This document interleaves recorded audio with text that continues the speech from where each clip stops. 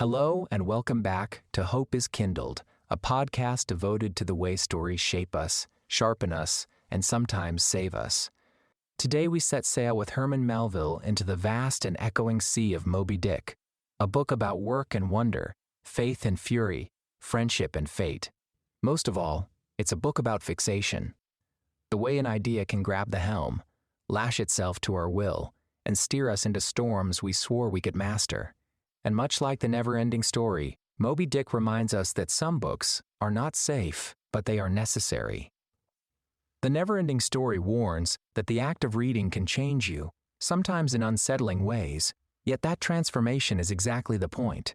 Stories like these don't offer comfort so much as perspective. They invite us into perilous seas of imagination so we can return wiser and, perhaps most important, able to name our own white whales, to break an endless cycle and step back from their pull. I can, and will, speak to that today as well. But first, when Moby Dick appeared in 1851, the United States was a nation divided over slavery and driven by a rising industrial economy that depended on both the labor and the exploitation of others. Herman Melville was a restless 19th century American writer whose own adventures fed directly into the creation of Moby Dick. Born in 1819 to a once prosperous New York family that soon fell into financial trouble, he left school early and spent years at sea, first as a merchant sailor, then aboard whaling ships. Melville jumped ship in the Marquesas Islands, lived briefly among Polynesians, and later worked on a U.S. Navy frigate. These travels exposed him to the brutal realities of ocean life and the vast, untamed power of nature. When he turned to writing, Melville blended those first-hand experiences with wide reading in Shakespeare, the Bible, and philosophy. By the time he began Moby Dick in the late 1840s, he had grown skeptical of easy answers about faith, fate, and human ambition. The novel became his grand attempt to capture the immensity of the sea and the mystery of existence, transforming a straightforward whaling yarn into a profound meditation on obsession, morality, and the search for meaning. Melville knew that the Pequod's global voyage carried echoes of imperial ambition. The whaling industry, sailing from New England ports to every ocean, was a commercial engine of its day, extracting resources from lands and peoples far from home. Many critics now read the novel as a meditation on colonialism and its aftershocks, a recognition that the quest to dominate nature and the other can never be purely heroic. The ship's multinational crew forms a floating microcosm of the world's diversity. Characters like Queequeg, the tattooed harpooner from the South Seas, embody a quiet dignity and skill that defies the racist stereotypes common in Melville's era. Their camaraderie offers a countervision to the hierarchies of both 19th century America and today's neo-colonial patterns, where economic power still travels in unequal lines. Scholars have pointed out that Melville's willingness to place a cannibal and a New England schoolteacher in equal friendship was quietly radical for his time. Queequeg's coffin, first a symbol of death, then the very raft that saves Ishmael, becomes a powerful metaphor for cross-cultural salvation and shared humanity. At first, Moby Dick was a commercial failure. Only decades later did readers recognize it as a literary ocean of ideas. Today it stands as a cornerstone of American literature and a global text studied for its insights into power, race, and the environment. Its influence echoes into eternity, and we are here to consider why. I can answer that question best by looking at what I learned from it. And to do that, I have to admit something from the start. I hated Moby Dick for a long time, and I think I finally understand why. The novel's relentless obsession hits far too close to home for me. There have been times in my life when I became so focused on a single goal, or so caught up in a hurt I couldn't let go of, that everything else began to fade into the background.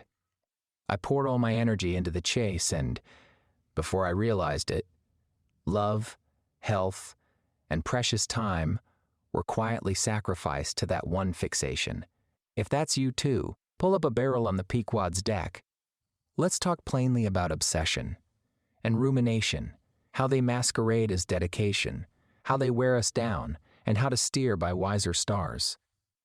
This whole conversation takes me back to a lesson I never expected to take away and still be carrying from my college chemistry class.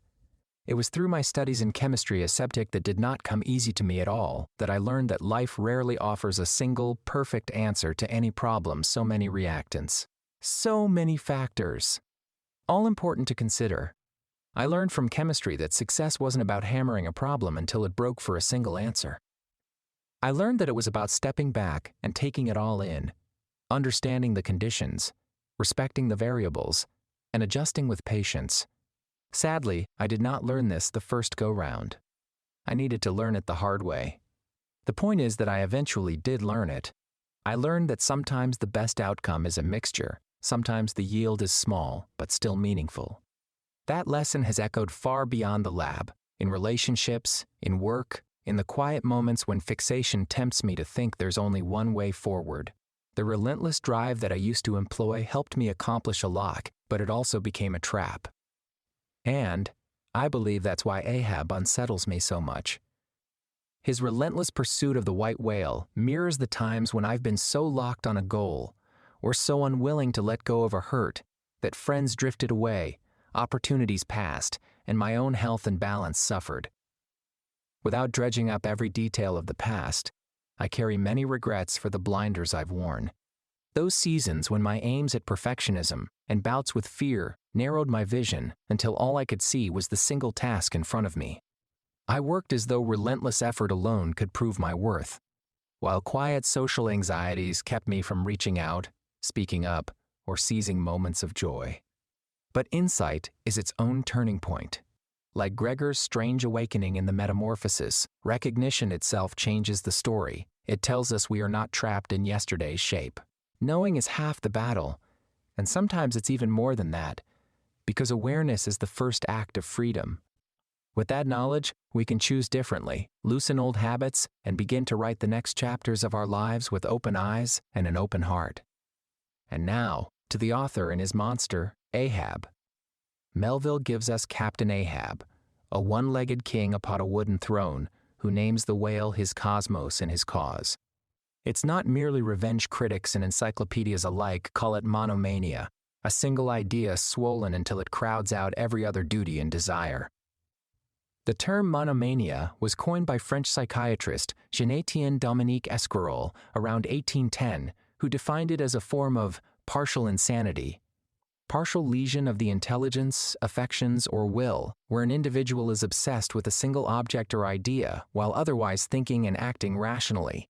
Ahab monomaniacally pursues his elusive nemesis, turning purpose into idol and crew into collateral. Of course, there is a lesson here. Fixation counterfeits meaning. It feels like clarity, but it edits reality. We start calling costs destiny and warnings wind. On Ahab's ship, even good men like Starbuck are bent around one man's wound. Psychology has words for the mind's stuck rudder. Rumination, repetitive, passive focus on distress and its causes, which sustains negative mood and inhibits problem solving. It's thinking that it circles the drain rather than moves the ship. Research following Susan Nolan-Hoxema shows how rumination links stressful events to depression and anxiety. It occupies mental capacity and blocks action. By that logic, Ahab's thoughts aren't plans, they're loops. The more he circles Moby Dick in his head, the less he can see his men, his duty, or the weather. Having acknowledged the depths of Melville's own psyche, the storms that shaped Moby Dick, it feels natural to widen the lens. Psychological insight helps us see the man behind the myth, but comparative analysis lets us test those insights against the broader sea of literature. This shift from inward examination to outward conversation keeps the story alive, sharpening our understanding of how hope and obsession echo across centuries and genres. On that note, we will now shift our gaze from the open sea to the windswept moors. It's time to explore a comparison between Moby Dick and Wuthering Heights, two very different landscapes, yet both haunted by the same storm of obsession and relentless desire. We haven't done Wuthering Heights yet. I read it half a lifetime ago, in a time that is hard for me to go back to. It was one of those moments in life when I felt like my life jumped the rails, but in the most amazing and beautiful ways, and then everything came crashing to a halt. It is a life, and was the hope for a future that no longer exists for me. But it was truly during those difficult days that I started to notice the hope the literature in my life was giving me, the strength and will to carry on. Looking at these novels side by side is exciting and important. Each warns us about the cost of letting a single passion consume a life. If Ahab personifies work obsession, Heathcliff personifies relational obsession. He fixes on Catherine and on revenge, and the Moors witness the blast radius. Scholars routinely read Wuthering Heights as a case study in fixation. The way a grievance, like a white whale, can become the only story we know how to tell. The result isn't triumph, it's emptiness. Before we leave those dark Yorkshire heights to follow a different kind of dreamer, it's worth noting how Wuthering Heights already prepared us for this next step. Bronte gave us a vision of passion so fierce it borders on the obsessive, love that can't distinguish devotion from destruction. Heathcliff's relentless longing shows how fixation, untempered by grace, can turn love into a haunting storm. From that tempest of consuming love, we turn to a figure we have mentioned many, many times before, one whose obsession wears a far lighter cloak, Don Quixote. His fixation is gentler, yet still instructive, a mind quixotic, chasing ideals against the grain of reality. Cervantes' masterpiece has long been read as a dance between idealism and realism, a parody of chivalry that also asks what happens when the story outruns truth. Fixation can make us noble fools, or just fools. Quixote also shows how friendship and humor can humanize fixation, grounding us, softening our edges, and returning us to the road. Many of us try to fight fixation with more force, more will, more vows. But some traditions offer a softer but stronger tack. The Four Agreements Don Miguel Ruiz nudge us from sticky loops into clean lines. Be impeccable with your word. Don't take things personally. Don't make assumptions. Always do your best. These agreements break two core fuels of fixation, assumptions and personalization, and recenter us in the only domain we truly steer, our conduct. Gandhi's Satyagraha models steadfastness without obsession, disciplined, ethical pressure that refuses to hate the opponent or dehumanize the self. It's fierce perseverance that stays tethered to truth and community, closer to Starbuck than Ahab. Osho, for many, a provocative voice, makes a useful point about attachment and its shadow. Even detachment performed as a pose can be another form of obsession. Real letting go isn't a performance, it's a loosening. For those of us who white-knuckle our goals, this is a practical check. Are we releasing or just gripping the opposite? The Four Agreements also tell us how to speak and think cleanly. Satyagraha also shows how to persist without hatred. Not attachment teaches how to hold aims lightly enough to notice people and the sky. One of the most important things we can admit to ourselves is that all of this is much easier said than done. It takes time. It takes hard work and discipline. So often we do not see our situations for what they truly are. This is why we're going to do something truly critical today, something I wish someone had done for me 20 years ago. We're going to produce a field guide for young readers and their families, a simple, practical set of steps for spotting the dangers of fixation before they tighten their grip. In fact, we have already begun without explicitly saying it. Think of this episode as a pocket compass for the heart, a way to pass along hard-won wisdom so the next generation can steer by clearer stars. A field guide is more than a list of tips. It's a map for the heart and mind, something young readers and the young at heart can carry as they explore literature and life. It names the terrain, the pitfalls, and the secret paths of hope so the next traveler doesn't have to learn every lesson the hard way. I often think how different my own journey might have been if someone had handed me a guide like this 20 years ago and said, "Watch for these waters, steer by these stars." Sharing these lessons now is a way of offering that compass to the next generation. As such, here are some very specific steps, practical, repeatable actions families can practice together to recognize and break the cycle of unhealthy fixation. We share these practices because rumination and obsession can quietly take over before you notice. When your mind keeps circling the same fear, memory, or desire, it drains energy, clouds judgment, and can even harm relationships or health. Breaking the loop isn't about just stop thinking about it. That rarely works. It's about creating small, deliberate interruptions so your brain can rest and reset. Naming the thought, causing decisions, setting gentle limits, and staying connected to others, you reclaim the ability to act instead of being carried by the whirlpool. Relief, even tiny pauses, lower stress and make space for problem solving or simple peace. These daily practices are like throwing a rope to yourself. They don't erase the feelings, but they keep you from getting pulled under. Over time, those small breaks help you move from being trapped in the cycle to living with steadiness and clarity. First, name the loop. Let's call this rumination awareness. It matters to acknowledge the cycle. Be honest with yourself. I keep circling the same thought and it's wearing me down. Tell a friend or someone you trust. Their outside view can help you see what you might miss. Notice when your mind keeps replaying the same worry, when you lose track of time chasing an idea, or when small tasks feel impossible because you can't stop thinking. These are signals to pause for at least 24 hours. This interrupts the passivity researchers warn about and creates space for action later. Second, 4 agreements, 1 day. Pick one agreement for today only. For example, no assumptions. When a story starts to spool "they hate me," I always fail. Replace it with a question you can test. This collapses the scaffolding of fixation. Third, remember Gandhi and Satyagraha to self. Apply nonviolent truth force inward. Hold yourself accountable without contempt. Write the smallest honest step toward repair, not the grand gesture that flatters your despair. Gandhi's model is steady pressure, not self-flagellation. Gentle honesty, hold yourself accountable without beating yourself up. Write the smallest truthful step you can take toward fixing or improving something. Just one step, not a grand plan. Fourth, perform non-attachment micro-drills. How to do this, you ask? For one cherished task, set a hard stop and keep it. Notice the surge of just one more tweak. Breathe. Let it pass.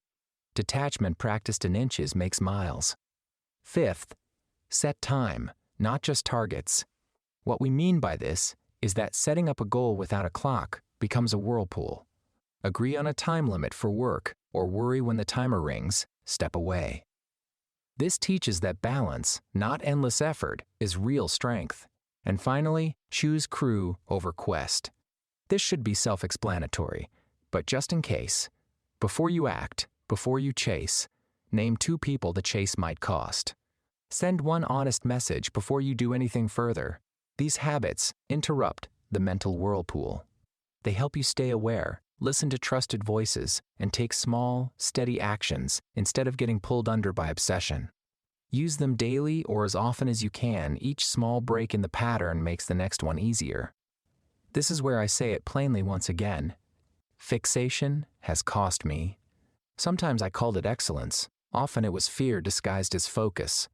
If that's you, remember, you are not defined by your Ahab days. You can be Ishmael, wrecked but rescued, floating on a coffin that becomes a raft. You can learn, make amends, and sail again. Melville even names the rescuing ship Rachel, a biblical image of compassion, another hint that mercy, not mania, saves. Much like the heroine in the movie I made, Fight the Panda Syndicate, whose name was also Rachel and who carried a quiet strength of her own, offering love and kindness without fanfare. 3 among us wrote a song for her. Just Rachel. Nothing ornate, because even in fiction she represented the tenderness we were all secretly aching for. But Rachel was never meant to be my personal rescuer. What she gave me instead was something harder and, in the end, more valuable, a wake-up call. Working on Fight the Panda Syndicate became my own Pequod, a ship I refused to leave long after the voyage had turned perilous. I drove myself through endless rewrites and sleepless nights, mistaking stubbornness for devotion, excellence for worth. Years slipped by in that self-made storm. I suffered needlessly, and I know now that much of that suffering was of my own making. Letting go of Fight the Panda Syndicate was not a single decision, but a long and painful untying of knots I'd pulled tight. It meant admitting that the project I loved had also become the very harpoon keeping me tethered to pain. That all those I loved and believed in had moved on. Rachel, as a character and as a symbol, became the whisper that finally broke through. Mercy is not a miracle someone brings to you. It is the moment you stop wounding yourself. Now that we have explored the insight of Cervantes and the storm-tossed passions of Bronte, we will place Herman Melville's vast oceanic world beside the infinite expanse of the Hanaverse. Both invite us to confront obsession and the mysteries that lie beyond easy understanding, and both challenge us to choose between vengeance and mercy. As we make this leap from the deck of the Pequod to the humming heart of the TARDIS, we carry our lamp with us, bringing light into dark places. In each story, illumination comes not by erasing the dark, but by daring to walk through it, revealing that even in the blackest sea or the farthest star field, hope and compassion can still guide the way. Consider, please, both Herman Melville and Doctor Who grapple with the vast unknown. Melville stares into the ocean's endless depths. The Doctor sails the uncharted tides of time and space. Both ask what happens when curiosity meets danger, when the call of the infinite tempts us to obsession or to wonder. It's a perfect moment to see how the Doctor offers a counterpoint to Ahab's single-minded chase. The Doctor's best victories aren't Ahab's vengeance. They're patient, ethical persistence, the long game of Satyagraha in a time machine. Across regenerations, the Doctor meets enemies who seem unstoppable, the Daleks, the Master, the Weeping Angels. Yet time after time, refuses the easy answer of annihilation. I would be remiss if, before I go, I did not set Moby Dick beside the Count of Monte Cristo, as they two voyages shaped by obsession, but steered to very different ends. Both chart routes through the same dark sea, injury, obsession, and the terrible seduction of revenge, yet they come to very different conclusions. Ahab narrows his world to a single point of rage and drowns the ship that carries him, while Edmond Dantes widens his world through time, discipline, and finally compassion, and so finds a shore beyond vengeance. The White Whale is Ahab's fixed star, a monomania that edits reality until crew, weather, and warning bells blur into background noise. Dantes, by contrast, endures the long night of Chateau d'If, learns, transforms, and almost becomes Ahab, until the sight of innocent suffering, Mercedes and Albert, Maximilian and Valentine, splinters his certainty and forces a truer reckoning. Melville shows the cost when a wound becomes a cosmos. Dumas shows the cure when patience, prudence, and mercy reopen the future. One story is a downward spiral into fate misnamed purpose. The other is an ascent from fate into choice, where justice is tempered by grace. One of the unexpected joys of hope is Kindled has been discovering how natural, how downright fun comparative analysis has become for me. Each time I set a new novel beside the ones we've already explored, I feel my own perspective sharpen. Reading Melville's vast, storm-tossed vision of obsession and grace through the eyes of Wuthering Heights' wild passions, the Count of Monte Cristo's patient vengeance, Don Quixote's quixotic idealism, or even the time-twisting compassion of Doctor Who, I find new angles of light on Moby Dick. These cross-currents of literature and television remind us that no story stands alone, each speaks to the next, refining our sense of what hope, redemption, and resilience can mean.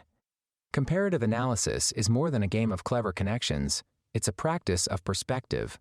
By placing Ishmael's survival and Ahab's ruin alongside Heathcliff's haunted longing, Edmond Dantes' long wait for justice, or the Doctor's endless search for a third way, we glimpse the many shapes hope can take.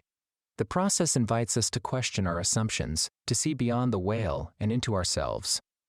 And the more I do it, the more second nature it feels, like breathing in a wider world where every great story is a lens through which another comes into focus.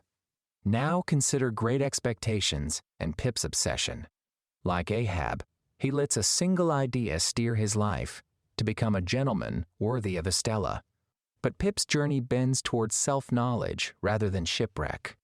Painful losses, Joe's quiet goodness, Magwitch's death, Estella's unreachability, strip away his illusions. Where Ahab calls every warning wind, Pip eventually listens. He accepts Joe's steadfast love and his own humble beginnings, recognizing that worth is measured in loyalty and compassion, not status. His fixation dissolves into a gentler gratitude. He steps off the obsessive path before it destroys him. Ahab embodies the endgame of unchecked fixation. Where Pip awakens, Ahab doubles down. He names the whale the inscrutable thing and makes it his cosmos. Every warning, every plea from Starbuck or the crew is consumed by his monomania until purpose and self are indistinguishable. There is no pivot, no mercy, only collision. If you've been living with a harpoon clenched in your fist, ready to throw it at the thing that hurt you, may you feel the handle soften and become an oar. May the loop become a line, the hunt become a homeward course, the wound become wisdom. Agreements on your tongue, truth in your hands, and people in your sightlines. And now, because every storm deserves a sunrise, let's end with hope. Recognizing the cycle is the first act of courage. Breaking it is the second. Each time we notice the mind looping, each time we breathe instead of tightening, we step out of Ahab's shadow and back into our own life. Fixation does not define us. Awareness is the harpoon dropped. Compassion is the oar in our hands. May we teach our children and remind ourselves that persistence is powerful, but only when guided by love and balance. May we practice the 4 agreements in the small hours, seek the steady courage of satyagraha, and choose the gentle letting go that Osho describes. Take heart from Pip in Great Expectations and his lessons learned. Take heart from Edmond Dantes and his shore beyond vengeance. May we remember that even after long seasons of obsession, hope is always waiting to be kindled again. Every book, every story, every journey we've taken together in hope is kindled has been proof of one thing. Hope is not fragile. It is resilient. It lives in words, in music, in memory, in you. So when despair whispers that you are alone, remember the company we have kept. Aurelius, Dostoevsky, Cervantes, Dickens, Dylan, Gandhi, Whitman, Shelley, Homer, White. They are still walking with us, and so are we, with each other. Good journey.